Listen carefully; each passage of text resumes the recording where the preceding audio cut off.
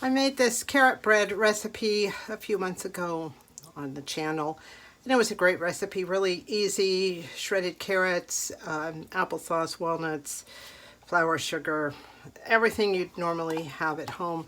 So I made it, it was delicious, and I thought, you know, it's so good, I'm going to make a dry mix for it with all the dry ingredients so I can make it again. So I did that, and the other day I made it again. It came out great from the dry mix, so I'm going to do a new dry mix, and I thought I'd bring you along and tell you how to do this and tell you how to finish up the carrot bread. It came out really, really well. This video is part of a collaboration named #FlourItUp, and it's hosted by Ashley and Amy Martin of Martin Midlife Misadventures. All things flour, any recipe that involves flour. So many great ideas have come out over the years. I think it's been 2 years now with this collaboration, and I sure enjoy it. So go check them out, Martin Midlife Misadventures, for all sorts of interesting things, not just about baking or flour, but about homesteading and all the things they do up there in the mountains where they live.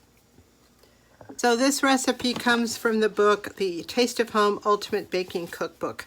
I got it a year or two ago, and it has some really great recipes, including this one. So I'm going to go ahead and just follow the directions. When you're making a mix like this ahead of time, it's great to use ones that are really simple.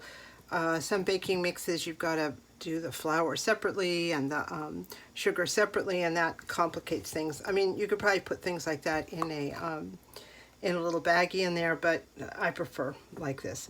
So I have my container from last time. I'm going to put in all the dry ingredients, and then on the outside I put what I have to add and the temperature amount. So let's get started. We're going to start with a cup of sugar.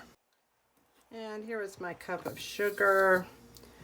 Now, 1.5 cups of all-purpose flour. The original recipe called for a cup of all-purpose flour and 1/2 cup of whole wheat flour. I don't have any whole wheat flour. I didn't have any last time, so just 1.5 cups of regular flour is fine. I ran out of glass containers when I was doing my last fill up, so I'm using this big old Nestle's Quick container, which is absolutely awesome. It's huge, and I have now a second one that I'm cleaning out. The only thing about them is the chocolate smell from the Nestle Quick kind of hangs out there for a while, so I put it out in the sun, and I'm going to have to clean it out a couple times, but totally worth it. So we're going to do our first cup of all-purpose flour. I am spilling everywhere. Should have gotten a smaller scoop. Oh well. So that's about 1 cup, and let me get 1/2 cup. Okay, this turquoise one is more reasonable. Fill it up. So we got about 1.5 cups of flour. All right, so the next part is pretty simple. It's a teaspoon, teaspoon, teaspoon, teaspoon of salt. Let's get that in there. Had to move my salt into these glass containers because I don't know, something was happening with them in the cardboard containers, and they were as hard as a rock. This seems to be working. A teaspoon of baking powder. Such an easy recipe. A teaspoon of baking powder and a teaspoon of baking soda.